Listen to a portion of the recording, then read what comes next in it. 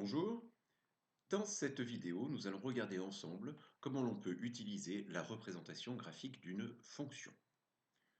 Donc nous avons à résoudre un exercice. Tu peux ici arrêter temporairement le visionnage de cette vidéo, télécharger l'énoncé de cet exercice en cliquant sur le lien qui est sous le descriptif de la vidéo, afin d'essayer de faire l'exercice en autonomie et de regarder ensuite la correction. Sinon, nous allons poursuivre ensemble. Donc, cet exercice nous demande de lire sur la représentation graphique de la fonction f les images de -1 et de 3, puis de déterminer les antécédents de 1 et de -5, et enfin de répondre à la question suivante, quel est le maximum de f et pour quelle valeur de x est-il atteint? Eh bien, avec la représentation graphique de cette fonction, nous allons pouvoir répondre à toutes ces questions. Avant tout, il est bon de se rappeler ce que c'est que la représentation graphique d'une fonction. La représentation graphique d'une fonction, c'est un ensemble de points dont chacun d'entre eux a pour coordonnée un nombre en abscisse et l'image de ce nombre par la fonction en ordonnée. Donc tous les points de cette courbe, eh bien, si je regarde l'abscisse, c'est un nombre quelconque, et l'ordonnée, c'est bien l'image par la fonction f de ce nombre. Alors, nous cherchons les images de -1 et de 3. Commençons par -1. Ce qu'il va nous falloir faire, c'est repérer où est le nombre -1 sur l'axe des abscisses. Et bien sur l'axe des abscisses, le nombre -1, il est là où je viens de tracer un petit cercle. Et une fois que j'ai repéré ce nombre -1 sur l'axe des abscisses, je vais tracer une droite verticale jusqu'à ce qu'elle coupe la représentation graphique de la fonction f. Donc je trace ma droite verticale et je trouve un point d'intersection. Eh bien je sais que ce point d'intersection, il a pour abscisse -1 puisque je suis parti de l'abscisse -1, mais je sais aussi qu'il a pour ordonnée l'image de -1 par la fonction f. Donc pour connaître l'image de -1 par la fonction f, eh bien il me suffit d'aller lire cette valeur sur l'axe des ordonnées. Sur l'axe des ordonnées, eh bien je lis que l'image de -1 par f, c'est le nombre 1. Ce que j'écris, f de -1 égale 1, ou bien f associe au nombre -1 le nombre 1. Nous allons procéder de la même façon pour essayer de déterminer l'image de 3. Alors, on repère le nombre 3 sur l'axe des abscisses, on trace une droite verticale jusqu'au moment où nous allons croiser la courbe représentative de f, et puis on va essayer d'aller lire l'ordonnée de ce point d'intersection sur l'axe des ordonnées. Et là, c'est un petit peu différent de ce que nous avons rencontré tout à l'heure. En effet, on tombe entre deux graduations, donc il va falloir que nous donnions une valeur dont nous savons qu'il s'agit d'une valeur approximative. Alors ici, moi j'ai choisi de donner à cette ordonnée la valeur 3,15, et donc j'écris f de 2 sensiblement égal à 3,15 parce que je sais que c'est une valeur approximative. Et bien évidemment, si toi tu as répondu 3,1 ou 3,2, ta réponse elle est tout aussi valable et acceptable que mon 3,15. Nous avons donc trouvé les images de -1 et de 3, et bien nous allons chercher maintenant à déterminer les antécédents de deux nombres. Déterminer les antécédents d'un nombre, c'est trouver toutes les valeurs de la variable dont l'image va être ce nombre pour lequel on cherche un antécédent. Alors nous savons que des antécédents, il peut y en avoir un, deux, une infinité, ou pas du tout. C'est ce que nous allons voir avec les deux exemples que j'ai choisis. Cherchons d'abord les antécédents de 1.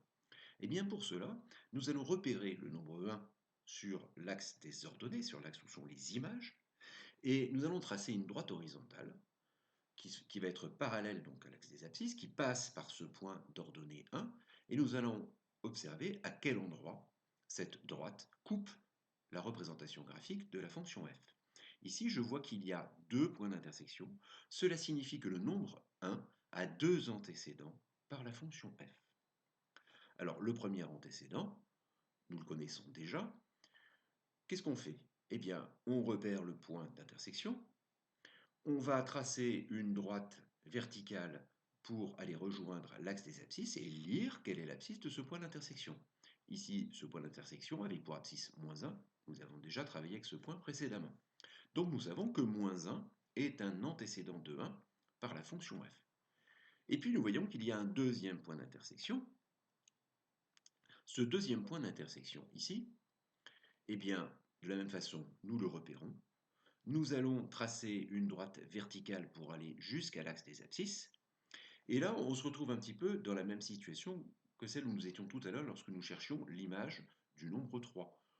On est entre plusieurs graduations.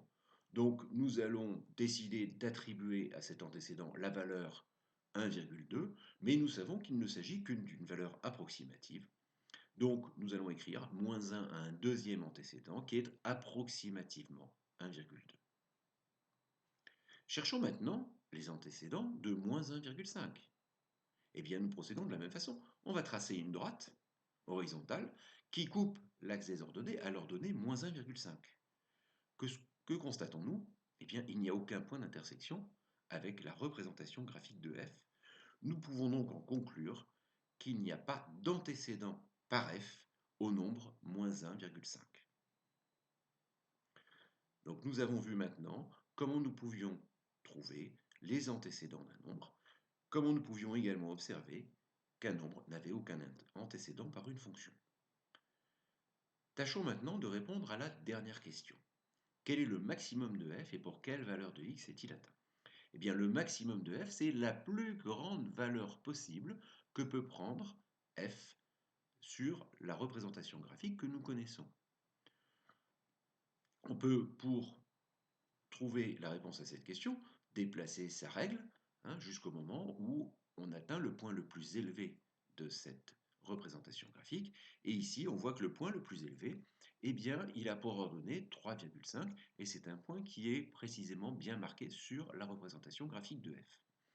Donc pour finir de répondre à la question, nous savons maintenant que le maximum de f, c'est 3,5. Il nous faut déterminer l'antécédent de ce maximum, puisqu'on nous demande pour quelle valeur de x est-il atteint. Eh bien, pour déterminer cet antécédent, nous allons procéder comme précédemment. Nous allons repérer le point sur la représentation graphique, nous allons tracer une droite verticale et nous allons trouver l'abscisse du maximum, c'est-à-dire l'antécédent du maximum de la fonction f. Cet antécédent ici, c'est la valeur 2. Donc, nous allons écrire que la valeur maximum atteinte par f, c'est 3,5 et qu'elle est atteinte pour le nombre 2. Voilà les utilisations que nous pouvons faire avec la représentation graphique d'une fonction. Trouver les images d'un nombre, trouver les antécédents éventuels d'un nombre, je dis éventuel parce qu'il peut ne pas y en avoir, et puis trouver quel est le maximum de cette fonction, et évidemment on aurait pu à l'inverse trouver quel était le minimum. Je t'invite à revoir cette vidéo ou à consulter les autres vidéos sur les fonctions pour parfaire ton apprentissage. Bonne journée.